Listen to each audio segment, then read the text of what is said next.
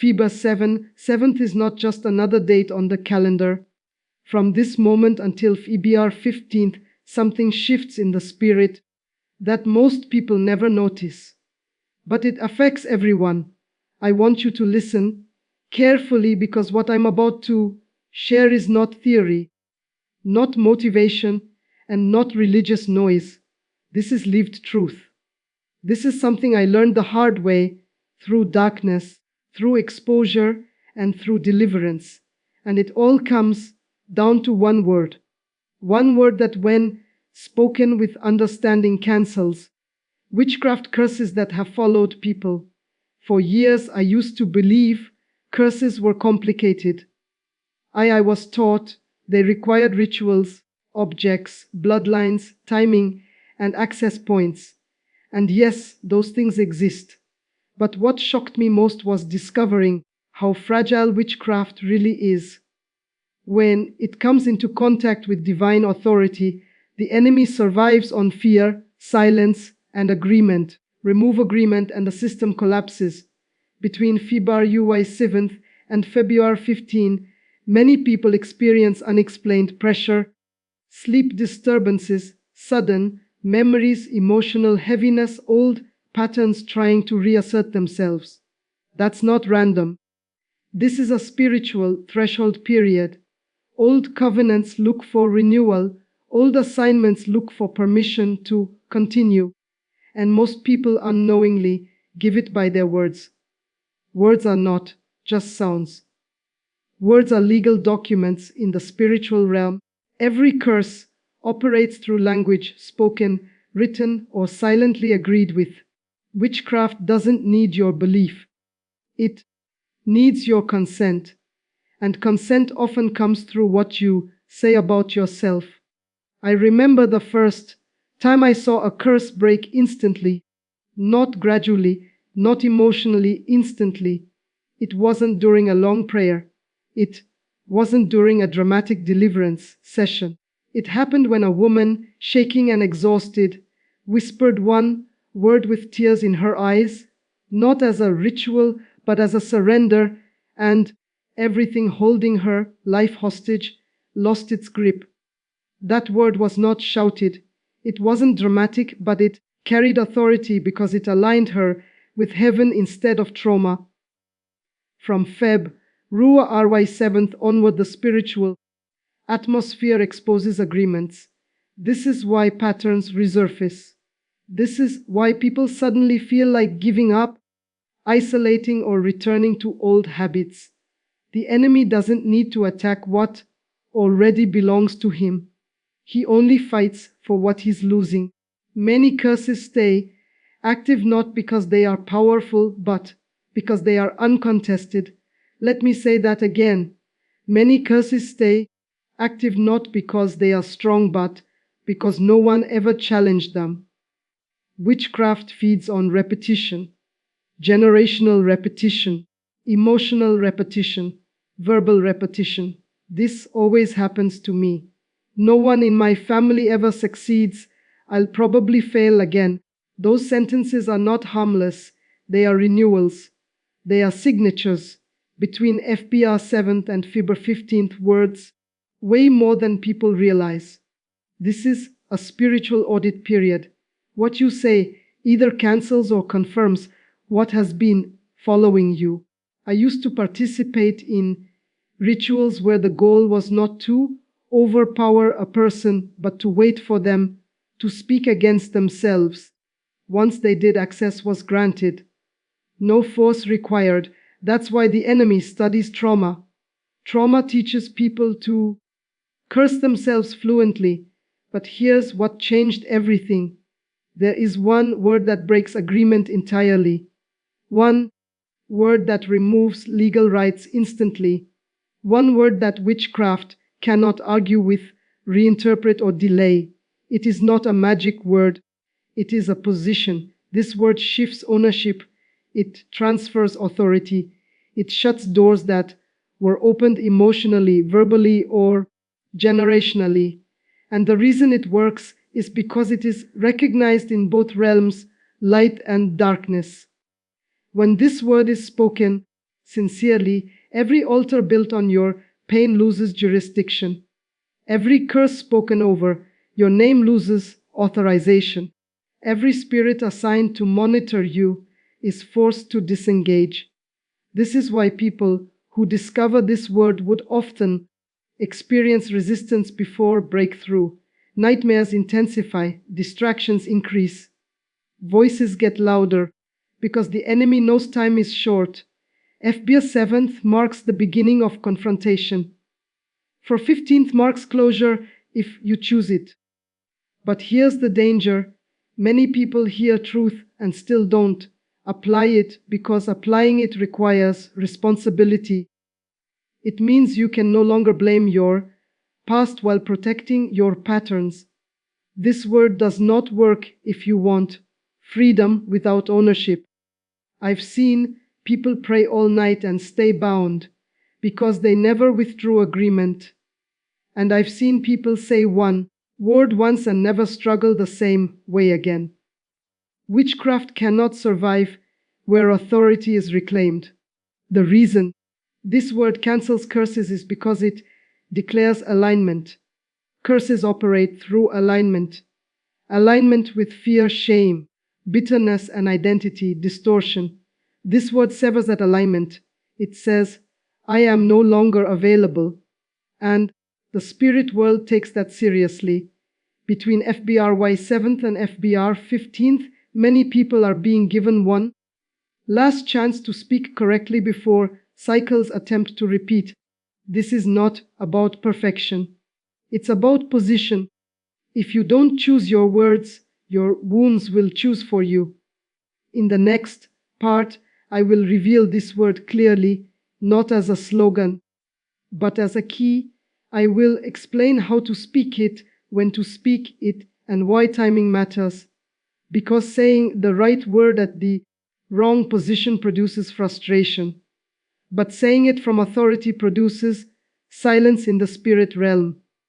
This is not hype. This is not fear-based. This is exposure. And exposure is the beginning of freedom. Stay alert. What you say between now and FBRU 15th matters more than you've been told. Before I tell you the word, you need to understand why it works. Because power without understanding leads people to misuse. Truth and misuse creates disappointment. This is not a superstition. This is not positive thinking. This is spiritual law. Witchcraft only functions where there is permission. Permission can be inherited, spoken, or emotionally maintained. Most people think curses come from what someone else did to them. In reality, curses survive because of what the person keeps agreeing with after the event is over. This is why time does not automatically heal spiritual wounds. Time only hides them between FBUR 7th and FBUR 15th. The spirit realm listens more closely than usual, not because the days are mystical, but because cycles are closing. When cycles close, all unresolved agreements demand renewal or termination. Silence counts as renewal. This is why doing nothing is never neutral. I learned this watching people who desperately wanted freedom but refused responsibility for their own authority. They wanted someone else to pray, someone else to fight, someone else to speak. But witchcraft doesn't respond to spectators, it responds to legal voices. You are a legal voice over your own life. That's why this one word works only when you say it. Not whispered in fear, not repeated mechanically, but spoken from a decision. Here's what most people don't realize. Every curse is a conversation. Someone spoke something. Someone agreed something, enforced it.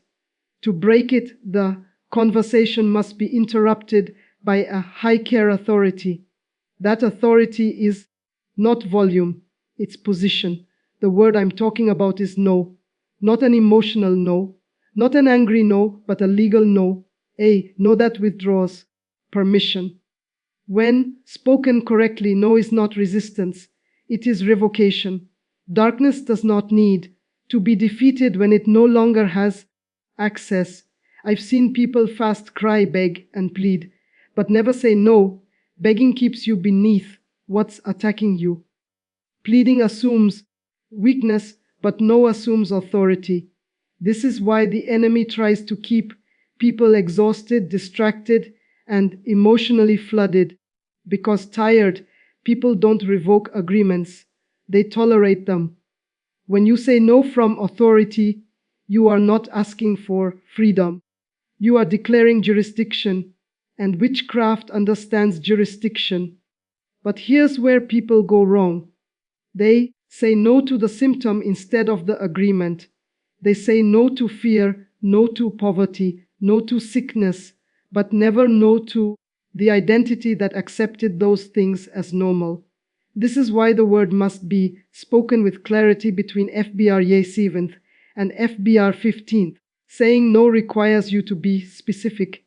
No to inherited patterns. No to familiar failure. No to repeating emotional cycles. No to self-cursing language. No to trauma-based identity. This is not denial. This is severance. I remember watching someone say no and immediately feel lighter. Not emotionally, but spiritually. Their posture changed. Their breathing changed because something that had been sitting on their lift, he lost its seat. Spirits sit where permission exists. The enemy doesn't need your attention. He needs your allowance.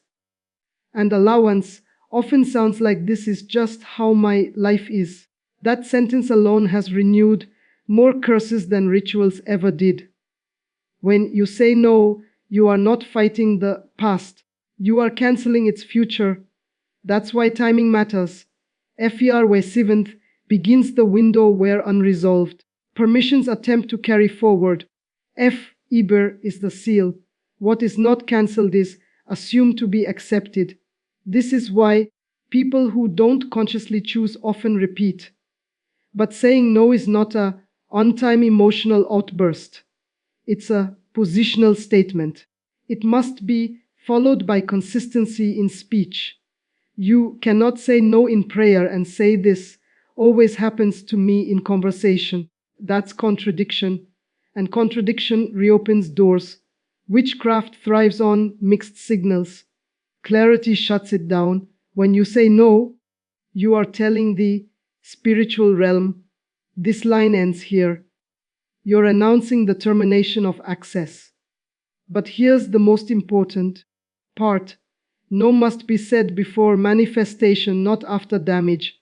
Authority works best at the door, not after intrusion.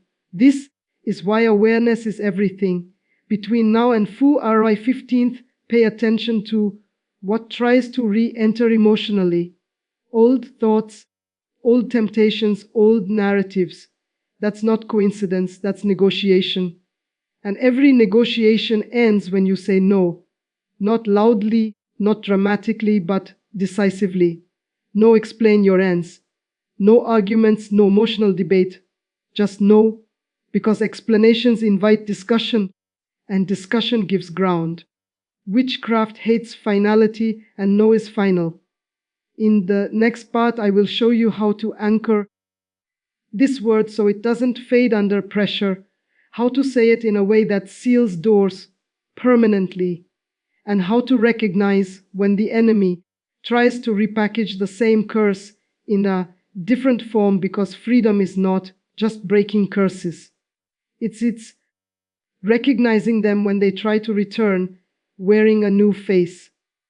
Now listen carefully, because this is where many people lose ground after gaining understanding. Saying no is powerful, but authority must be anchored or pressure will try to erode it. Freedom is not stolen back by force. It is surrendered through inconsistency. Witchcraft does not always return the same way it left. Sometimes it comes quietly. Sometimes it comes reasonable. Sometimes it comes disguised as familiarity. That's why people say, I thought I dealt with this already. You did, but the enemy came back to Check whether your no was permanent or emotional. Authority that lasts is authority that is maintained. This is why after FY 15th some people move forward cleanly while others feel confused. It's not because the word failed. It's because the position was abandoned. No must be spoken from identity, not from effort. Effort says, I'm trying to be free. Identity says, this no reflects who I am now. When identity shifts, maintenance becomes nature. Well, let me explain it this way. Witchcraft assigns labels before it assigns outcomes. If it can convince you of an identity, victim, failure, rejected, unlucky, it no longer needs to attack you. You will police yourself. That's why the most dangerous curses are not external rituals but internal narratives. Between FY 7th and FY 15th, many people feel exposed because false identities are being challenged. The discomfort is not attack, it's separation. Something that lived close to you is being evicted. Evictions are never quiet. But here is how you seal it. After you say no, you must watch what tries to replace it, because empty spaces are contested spaces. If you remove permission but don't establish truth, something will attempt to reoccupy the ground. This is where most people fail. Not in resistance, but in replacement. When you say no to the old, you must also say yes to what is true, not emotionally, verbally. Yes, I am free to choose differently. Yes, this pattern ends with me. Yes, my future is not obligated to my past. Yes, I belong to truth, not trauma. These are not affirmations. They are declarations of jurisdiction. Witchcraft cannot argue with declared truth. It can only wait for contradiction. That's why consistency matters more than intensity. People who shout once and then speak carelessly afterward reopen doors they thought were sealed. You don't need to monitor your life obsessively, but you do need to respect your words, because words build atmospheres. After FEBRU 15th, whatever atmosphere you've built with your speech becomes your operating environment: peace or pressure, clarity or confusion, authority or tolerance. This is why I tell people, watch how you talk about yourself when no one is correcting you. That's where true alignment shows. The enemy does not need to scare you. He only needs you to slip back into old language. Old language renews old contracts. But here's the good news. Once you understand this, you stop being afraid of witchcraft entirely, because fear is the language of inferiority. Authority doesn't panic. Authority observes, decides, and speaks. If something tries to reappear after you've said no, don't analyze it emotionally. Don't ask why. Don't relive the past. Simply restate your position. Know that no still stands. That's it. No drama, no fear, no explanation. Finality is exhausting for the enemy. I've seen people maintain freedom simply by refusing to renegotiate what they already settled. The enemy hates settled people because settled people don't argue with shadows. Between FBIUI 7th and FBIUI 15th, you were given awareness. Awareness is a gift, but responsibility follows it. You now know that curses don't survive power. They survive permission. You now know that one word spoken correctly cancels years of spiritual interference. And you now know that maintaining freedom is not about fighting harder. It's about speaking cleaner. Let me say something important. If you feel resistance as you listen to this, that is confirmation, not condemnation. Resistance means something is losing space. Truth always provokes what depends on lies. So don't rush, don't force anything, but do decide. Decide what you will tolerate. Decide what you will speak. Decide what ends with you. Because once you decide, heaven aligns. And when heaven aligns, witchcraft has nowhere to stand. This is not about dates controlling you. This is about you recognizing moments of opportunity. FBR 7th to EVA 15th was a window. But authority doesn't expire when truth is established. What you've learned here applies every day going forward. But for those who heard this at the right time, this was not coincidence. You were meant to hear this now because you are meant to close something now. So, speak wisely, stand firmly, and remember, a curse cannot stay where permission has been revoked. And your no when spoken from truth is